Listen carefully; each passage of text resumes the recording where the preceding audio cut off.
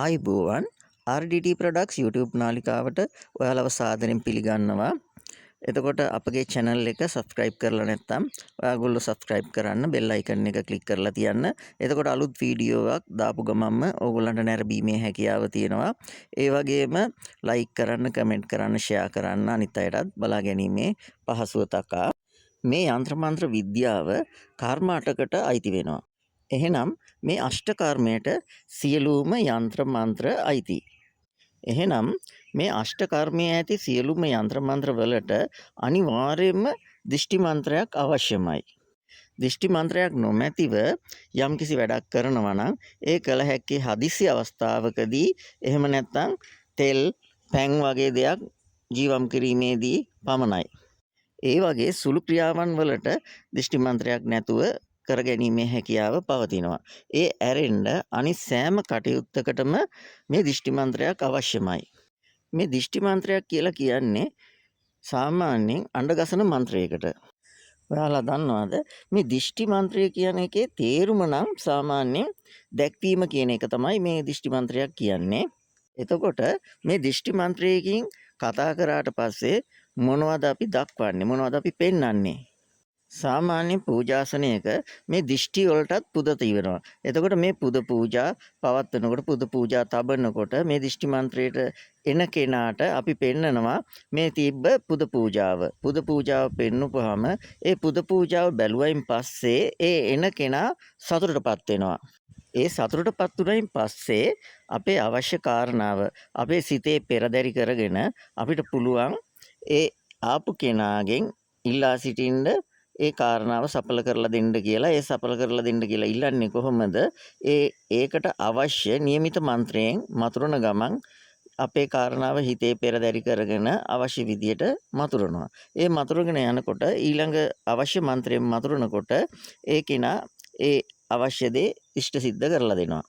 ඒ වගේම දෙවියන්ට අපි පුද පූජාවක් තියනවා කියලා හිතන්න. දෙවියන්ට පුද පූජාවක් තියෙනකොටත් අපිට විශේෂයෙන්ම දිෂ්ටි මන්ත්‍ර අවශ්‍යමයි. ඒ වගේම සෑම දෙවි කෙනෙකුටම දිෂ්ටි මන්ත්‍ර තියෙනවා.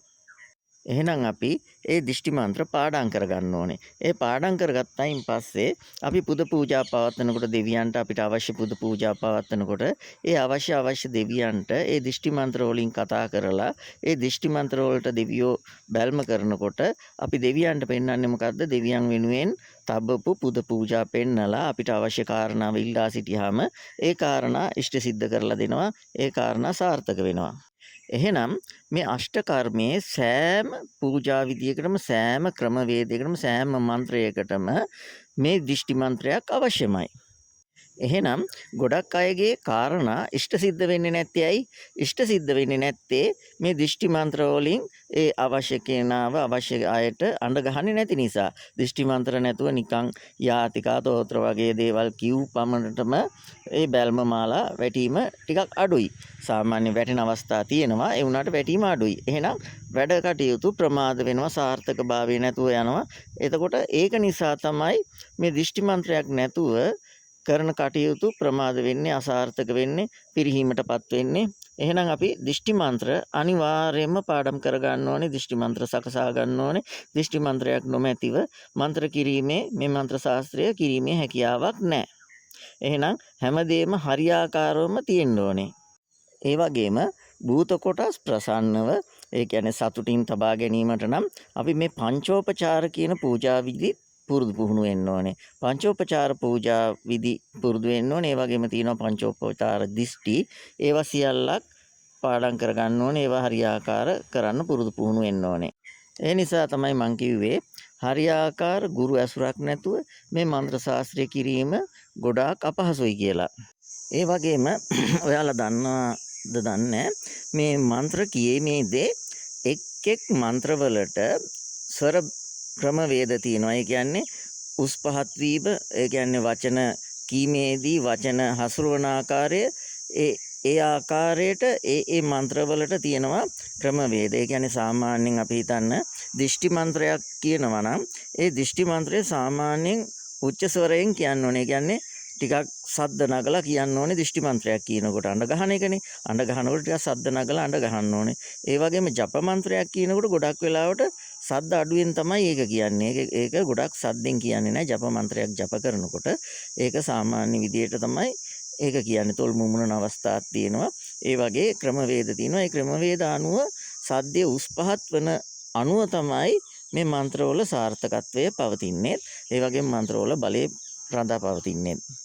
මේ සෑම මන්ත්‍රයකටම මම අර එකපාරක් කිව්වා වගේ සෑම මන්ත්‍රයකටම සිද්ධි මන්ත්‍ර සොයා ගන්න ඕනේ. මේ සිද්ධි වෙන මන්ත්‍ර කරනවා නම් ගොඩක් වෙලාවට වැඩ කටයුතු ඉක්මනින්ම සාර්ථක වෙනවා. මෙම දිෂ්ටි මන්ත්‍ර වලට අඬ ගසනවා වගේම අවසානයේදී දිෂ්ටි පිට කිරීමේ මන්ත්‍රද තියෙනවා. ඒ වයින් දිෂ්ටි පිට කරන්න ඕනේ අනිවාර්යයෙන්ම.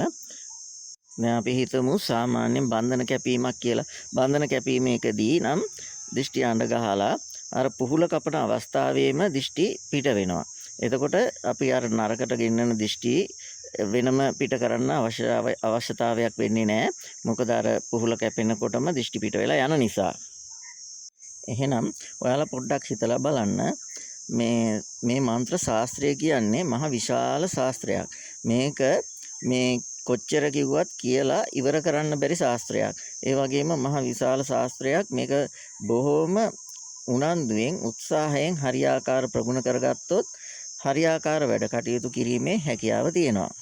ඉදිරියේදී මම ඔයාලාට දිෂ්ටි මන්ත්‍ර දෙන්නම්. අවශ්‍ය දිෂ්ටි මන්ත්‍ර තියෙනවා නම් ඕන කෙනෙක් ඉල්ලන්න. ඒගොල්ලන්ට මම වෙනම කියලා දෙන්නම්. මම දැන් ඔයාලාට යන්ත්‍ර ජීවම් කිරීම සඳහා පොදුවේ භාවිතා කළ හැකි යන්ත්‍ර දිෂ්ටියක් කියලා දෙන්නම්. මම හිමීට කියනවා ඔයාලා ලියා ගන්න එහෙනම්. ඕන් ශිවකාම දේවී සැරපත්‍රකාලී යන්ත්‍ර දිෂ්ටි සලිත සලිත ගිඩි ගිඩි වරවර දිෂ්ටි දිෂ්ටි කදිරපුර නාරායනේ වල්ලි අම්මා ගිනි ගිනි පේසු පේසු තම්බිරානේ හර හර දේවී සර්ව යන්ත්‍ර දිෂ්ටි වරවර ශිවගුරු නාරායනේ නමස්කාර වරවර නමක්. මේ මන්ත්‍රය කමෙන්ට් සෙක්ෂන් එකේ පළවෙනි කමෙන්ට් එකේ දාලා තියෙනවා හරියටම. ඕගොල්ලෝ ඒක බලලා ලියා ගන්න. මේ මන්ත්‍රයේ පොඩි අඩුපාඩුවක් තියෙන නිසා. ඒ වගේම මම මේ මන්ත්‍රය නැවත කියනවා. ඕගොල්ලෝ හරියාකාර මේ මන්ත්‍රය මේ නැවත කියන එක ලියා ගන්න. ඕන් ශිවකාම දේවී සරපත්‍රකාලී යන්ත්‍ර දිෂ්ටි සලිත සලිත ගිඩි ගිඩි වරවර දිෂ්ටි දිෂ්ටි කදිරපුර නාරායනේ වල්ලි අම්මා ගිනි ගිනි පේසු පේසු වරවර තම්බිරානේ හර හර දේවී සර්ව යන්ත්‍ර දිෂ්ටි වරවර ශිවගුරු නාරායනේ නමස්කාර වරවර නමක්. එහෙනම් මේ මන්ත්‍රය හරියාකාර කියලා තියෙනවා. ලියා ගන්න. පළවෙනි කමෙන්ට් සෙක්ෂන් එකේ පළවෙනි කමෙන්ට් එකේ මම දාලා තියෙනවා. ඒකත් බලන්න. මන්ත්‍රයක් ඒ වගේම මන්ත්‍රයක් නොමැති ඒ කියන්නේ දිෂ්ටි මන්ත්‍රයක් නොමැති යන්ත්‍ර තියෙනවානේ. මේ දිෂ්ටි මන්ත්‍රයක් නොමැති යන්ත්‍රයක් ජීවම් කිරීමේදී මේ පොදු මන්ත්‍ර මේ දිෂ්ටි මන්ත්‍රයක් භාවිතා කරන්න පුළුවන්. ඒ වගේ දිෂ්ටි මන්ත්‍රයක් තමයි අද මම ඔයගොල්ලන්ට කියලා දීලා තියෙන්නේ. මේක පොදු දිෂ්ටි මන්ත්‍රයක්. ඒ වගේම දිෂ්ටි මන්ත්‍රයක් දීලා නැති යන්ත්‍රවලට මේ මන්ත්‍රය භාවිතා කරන්න හැකියාව තියෙනවා. එහෙනම් අදට ඔයාලගෙන් සමු ගන්නවා. සියලු දෙනාටම සුබ දවසක්. තෙරුවන් සරණයි.